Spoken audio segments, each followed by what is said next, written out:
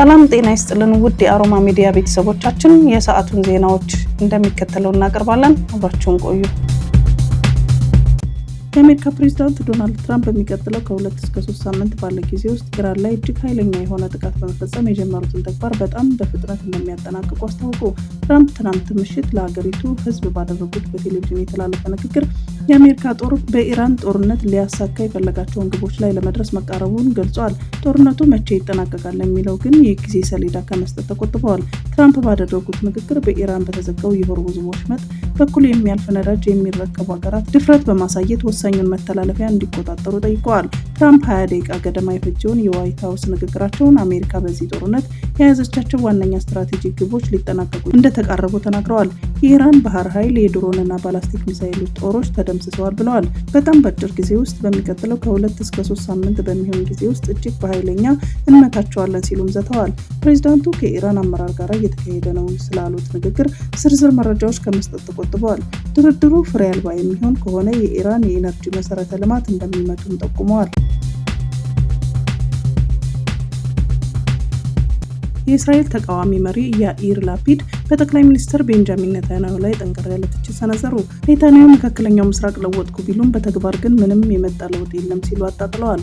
ስትራቴጂካዊ ውድቀት የኔታንያሁን በኢራን በክልሉ ባሉ ተላላኪዎቿ ላይ ተጨባጭ ድል ማስመዝገብ ተስኗቸዋል። የስጋት መቀጠል ሄዝቦላ ሮኬት መተኮሱን አላቁምም። ሐማስ አሁንም በጋዛ አለ። ኢራንም የባላስቲክ ሚሳይል ጥቃቷን እንቀጥላለች። ኔታንያሁ ድልን ከማምጣት ይልቅ እስራኤልን ከውስጥ እየበተኗት ነው ተብሏል። 4 ወታደሮች በሊባኖስ በተገደሉበት ምሽት ሚኒስትሩ ቤንግቪር በፓርላማው ሻምፓኝ ሲከፍት ነበር ሲሉ ላፒድ ወቅሰዋል። ይህ አስከፊ መንግስት በአስቸኳይ መቀየር አለበት ብለዋል። አሜሪካና እስራኤል እየፈጸሙ ባለው ጥቃት ምክንያት ከ130 በላይ ታሪካዊ ቅርሶች መውደማቸውን የኢራን መንግስት መገናኛ ብዙሃን ዘገቡ። የኢራን ባህላዊ ቅርሶች ሚኒስቴር መስክ ላይ ያደረገውን ቅኝት መሰረት በማድረግ በቀረበው ዘገባ ቁጥራቸው 132 የሚሆኑ ታሪካዊ ቅርሶችና ጥንታዊ ሐውልቶች ጉዳት ደርሶባቸዋል።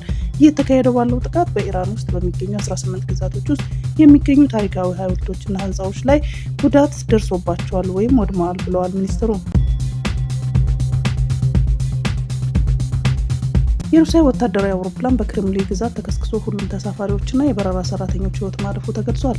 የሩሲያ መከላከያ ሚኒስቴር እንዳስታወቀው ኤኤን 26 የተባለው ወታደራዊ አውሮፕላን 23 ተሳፋሪዎችና 6 የበረራ ሰራተኞችን አሳፍሮ ሲጓዝ ነበር።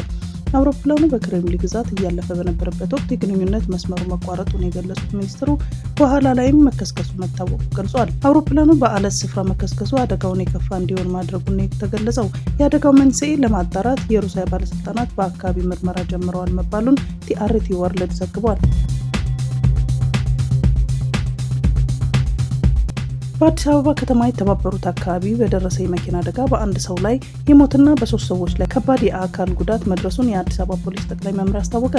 መጋቢት 23 ቀን 2018 ዓ.ም ከጠዋቱ 1 ሰዓት በለሚ ኩራ ክፍለ ከተማ ወረዳ 13 ልዩ ቦታው የተባበሩት አደባባይ አካባቢ ነው አደጋው የደረሰው። የህዝብ ማመላለሻ አውቶቡስ ከኤቤም ወደ ተባበሩት አቅጣጫ ቁልቁለትን በመጓዝ ላይ ሳለ ከአያት ወደ ሲኤምሲ አቅጣጫ እየተጓዙ ከነበሩ 2 ተሽከርካሪዎችን በመግጨት የተባበሩ አደባባይ ላይ በመውጣት ሊገለበጥ ችሏል። በአደጋውም የፒክአፕ መኪና አሽከርካሪ ህይወት ወዲያውኑ ሲያልፍ በውስጡም ተሳፍረው የነበሩት 2 የ7ና የ5ኛ ክፍል ሴት ተማሪዎች እንዲሁም የቪትስ መኪናው አሽከርካሪ ከባድ የአካል ጉዳት ደርሶባቸው የሕክምና ክትትል እየተደረገላቸው ይገኛል።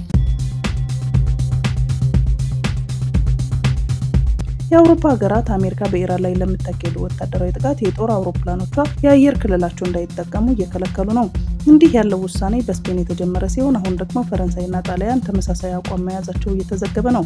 ፕሬዚዳንት ዶናልድ ትራምፕ በማህበራዊ ሚዲያ ገጻቸው ላይ እንዳሰፈሩት የጦር መሳሪያ ጭነው ወደ እስራኤል የሚበሩ ወታደራዊ አውሮፕላኖችን በአየር ክልሏ በኩል እንዳያልፉ ፈረንሳይ መከልከሏን ጠቅሰው ቅሬታቸውን አሰምተዋል። ከ1 ወር በላይ በኢራን ላይ ያልተቋረጠ ጥቃት እየፈጸሙ ያሉት ፕሬዚዳንት ትራምፕ በፈረንሳይ ውሳኔ ክፉኛ የተቆጡ ሲሆን በጽሁፋቸውም ጠንከር ባለ ሁኔታ የፈረንሳይ ክልከላን አሜሪካ ትረሳውም ብለዋል። በተጨማሪም ጣሊያን ወደ መካከለኛ ምስራቅ የሚያቀና አንድ የአሜሪካ ወታደራዊ አውሮፕላን ሲሲሊ ውስጥ በሚገኘው ሲጎኔላ የአየር ኃይል ሰፈር እንዳያርፍ መከልከሏን የሀገሪቱ መገናኛ ብዙሃን ዘግበዋል። የጦር ሰፈሩ የጣሊያን አየር ኃይል ሰፈር ሲሆን የአሜሪካ ባህር ኃይልም የሰፈረበት ነው። ቀደም ሲል የስፔን የውጭ ጉዳይ ሚኒስትር በኢራን ጦርነት ውስጥ ለሚሳተፉ የአሜሪካ አውሮፕላኖች የሀገሪቱ የአየር ክልከላ ዝግ ማድረጉን አሳውቋል። ፈረንሳይ ታይገር የተባሉ ሄሊኮፕተሮችን በመካከለኛ ምስራቅ አሰማራች። የፈረንሳይ ጦር ኃይል ዋና አዛዥ ጄኔራል ፔሪቺል እንደገለጹት እነዚህ ሄሊኮፕተሮች ወደ መካከለኛ ምስራቅ የተጓዙት የኢራን ድሮኖችን እንዲመክቱ ነው። በአሁኑ ወቅት በመካከለኛ ምስራቅ እንደ ራፋኤል ተዋጊ ጀት ያሉ የጦር መሳሪያዎችን ማሰማራታቸውን የጠቀሱት ጄኔራሉ አሁን ደግሞ 4 ታይገር ሄሊኮፕተሮችን ወደ ስፍራው መላካቸውን አስታውቀዋል። ታይገር ሄሊኮፕተሮችን በዝቅተኛ አልቲቲዩድ ላይ የሚገኙ የአየር ላይ ኢላማዎችን እንዲመታ ተደርጎ የተሰራ ነው።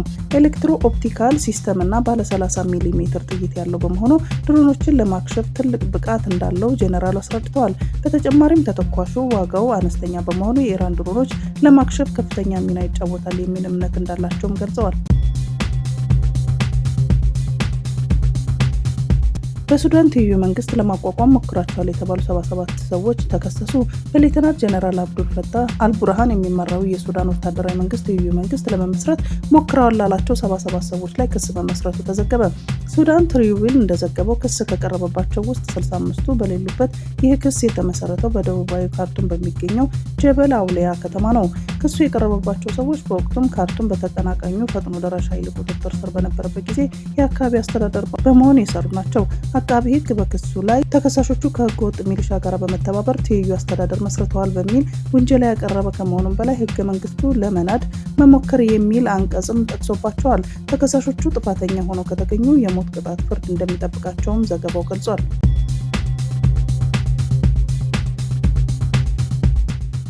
እስራኤል በሊባኖስ ሃኒዮን መንደር ባደረሰችው የአየር ድብደባ የደረሰ ጉዳት የእስራኤል መከላከያ ኃይል እንዳስታወቀው ደቡብ ሊባኖስ ውስጥ በሚካሄደው ጦርነት 4 የእስራኤል ወታደሮች የተገደሉ ሲሆን 2 ደግሞ ጉዳት ደርሶባቸዋል።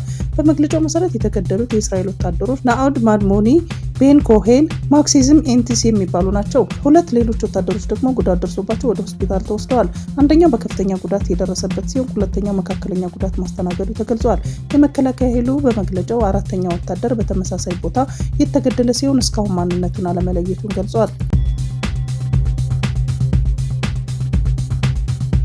ሁለቱ ኢራናውያን ኢራን ከተቃዋሚ የፖለቲካ ፓርቲ ጋር ግንኙነት አላቸው የተባሉና በበርካታ የሽብር ድርጊቶች ውስጥ ተሳትፈዋል ያለቻቸውን 2 ሰዎች በሞት ቀጣች።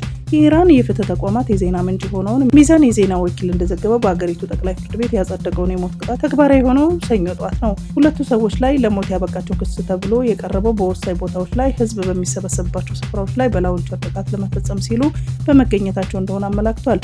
የኢራን መንግስት እንዳለው 2 ሰዎች ፒፕልስ ሞጃሂድን ኦርጋናይዜሽን ከተባለው ድርጅት ጋር ባላቸው ግንኙነትና ተሳትፎ በዋና ከተማዋ ቴህራን ውስጥ ጥቃቶችን ሊፈጽሙ እንደነበር አመላክቷል። ኢራን ከአሜሪካና ከእስራኤል ጋራ ጦርነት ውስጥ ከገባች በኋላ በአገሪቱ ውስጥ የሚፈጸሙት የሞት ቅጣቶች ቁጥር መጨመራቸውን የሰብአዊ መብት ተቆርቋሪዎች ይናገራሉ።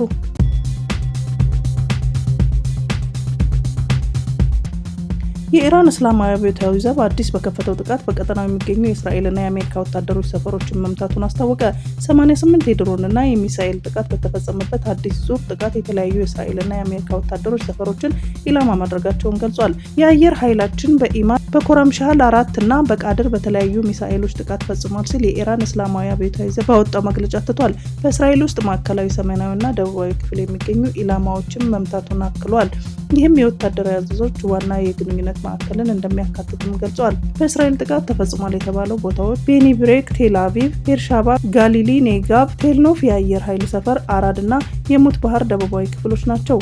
የኢራን እስላማዊ አብዮታዊ ዘብ ባወጣው መግለጫ ተከታታይ በሆነ ስኬታማ ኦፕሬሽን የአሜሪካ ኃይሎች መሸሸጊያዎችን በአልዳፋ፣ ቪክቶሪያ እና አሊ ሳሌም የሚገኙ ሰው አልባ አውሮፕላኖችን መቆጣጠሪያ ማዕከላት የድሮንና ኢላማ በሚሉ ሚሳኤሎች ተመትተዋል ብለዋል። በእስራኤል ሰሜናዊና ደቡባዊ ክፍል እንዲሁም በሰሜናዊና በምዕራብ ኢራን በሚገኙ የአሜሪካ ዜጎች መሸሸጊያዎችና ዋና መቀመጫዎች የሊባኖስ ሂዝቦላህ እንዲሁም በኢራቅና የመን የሚገኙ ኢስላሚክ ሬዚስታንስ ኃይሎች ከ120 በላይ ስኬታማ ኦፕሬሽን አካሂደዋል ሲልም አክሏል። በአዲስ አበባ ከተማ ኮተቤ 02 መስመር በተለምዶ አንቆርጫ ተብሎ በሚጠራው ቁልቁለት መንገድ 19 ሰዎችን ይዞ ሲጓዝ የነበረ የህዝብ ማመላለሻ ታክሲ ከነጋቱ 11 ሰዓት ከ30 አካባቢ ከፍተኛ የትራፊክ አደጋ ደርሶበታል። በአዲስ አበባ ትራፊክ ማኔጅመንት ባለስልጣን የየካ ቅርንጫፍ ጽሕፈት ቤት ስራ አስኪያጅ አቶ ተክሌ ካሳይ እንደገለጹት አደጋው የደረሰው በየረር አቅጣጫ አንቆርጫ መስመር ቁልቁለቱን ሲጓዝ የነበረ ይኸውም ታክሲ የመንገድ አካፋይን ጥሶ የመገጨትና የመገልበጥ አደጋ ደርሶበታል። የጽሕፈት ቤቱ ባለሙያዎች በመያዝ በሰዓቱ ስፍራው ተገኝተውና ከዓይን እማኞች እንደተረዱት ታክሲው ከተፈቀደለት ጭነት በላይ ተሳፋሪዎችን እንደያዘና የትራፊክ አደጋ እንደደረሰበትና በተሳፋሪዎችም ላይ ከባድ ጉዳት አጋጥሟል። አቶ ተክሌ አያይዘውም የአደጋውን መንስኤ በትራፊክ ፖሊስ እንደሚጣራና አሽከርካሪዎች ግን ተሳፋሪዎችን ከተፈቀደላቸው ቁጥር በላይ ባለመጫን አደጋን ቀድመው እንዲከላከሉ መልእክት አስተላልፈዋል።